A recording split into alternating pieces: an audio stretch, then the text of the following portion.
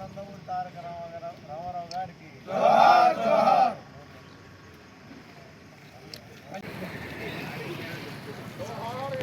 చూడండి.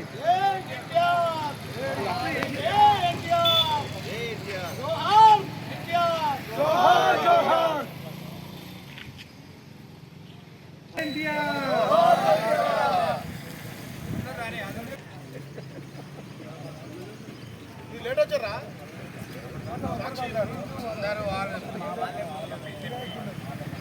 గాజులే గాజులు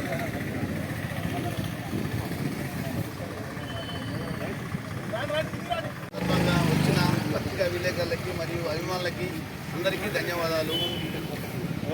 ఇలా మనందరికీ ఒక రాజకీయాలు అనేది గుర్తింపు తెచ్చి పటేల్ ఒక సినిమా రంగంలో కాక రాజకీయ రంగంలో అన్ని రంగాలలో ఇలా మర్చిపోలేని నాయకుడు ఆయన గురించి అందరూ వచ్చినందుకు ఆయన ఆత్మ శాంతి పొందాలని నా దేవుణ్ణి మెచ్చుకున్నాను. అందరూ వచ్చిన సంతోషంగా. జోహార్ ఎన్టీఆర్ గారు, జోహార్ ఎన్టీఆర్ గారు. గొప్ప మహానుభావుడు, నట సార్వభౌముడు. 1983లో 1983లో నూతనంగా పార్టీ స్థాపించి మరి స్వల్ప కాలంలోనే ఉమ్మడి తెలుగు రాష్ట్రానికి ముఖ్యమంత్రి అయి తెలుగు ప్రజల ఆశలని స్వర్ణాక్షరాలతో లిఖించబడేటట్టుగా మరి ఎన్నో అభివృద్ధి కార్యక్రమాలు చేసి రామారావు గారంటే దేశంలో ఒక మంచి గొప్ప నాయకుడు అనే పేరు తెచ్చుకునేటట్టుగా నేషనల్ ఫ్రంట్ కూడా అధ్యక్షుడు కావడం జరిగింది. మరి బడుగు బలహీన వర్గాలకి అంతకుముందు గ్రామ స్థాయిలలో సర్పంచులు అన్నీ కూడా జనరల్ స్థానాల్లో ఉండే రిజర్వేషన్ విధానాన్ని తీసుకొచ్చి నందమూరి తారక రామారావు గారు మాలాంటి వాళ్ళకి సర్పంచ్ అయ్యేది, డిప్యూటీస్ అయ్యేది, ఎంపీటీసీలు అయ్యే అలాంటి అవకాశాన్ని కల్పించిన మహానుభావుడు. బీసీ రిజర్వేషన్ తీసుకొచ్చిండు, మా అందరికి కూడా అవకాశాలు కల్పించింది. గొప్ప మహానుభావుడు.